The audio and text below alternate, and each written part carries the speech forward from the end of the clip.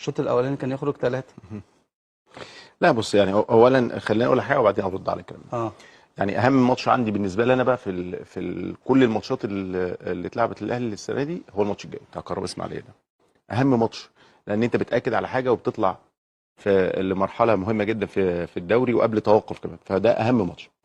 لكن يعني المشكله ان لما تعيش حاله وتبني عليها مستقبل، يعني هي حاله الزمالك عنده حاله فرحه، حاله لعيبه، حاله ناس جديده، حاله حاجه كانت جديده على الزمالك، عاشوا عليها حاله.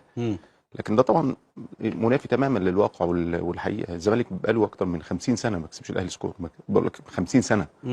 اتنين، الزمالك بقاله 3 سنين ما بيكسبش 3 ماتشات ورا بعض اصلا مش الاهلي ما بيكسبش 3 ماتشات ورا بعض اصلا. يعني انت كنتش قلقان امبارح؟ لا قلقان، عشان ما حدش بس يبقى كذاب. اهلي وزمالك طبيعه خاصه، ماتش خاص، تمام؟ فبيجي لك قلق طبيعي جدا جدا جدا من النتيجه ومن الحاله.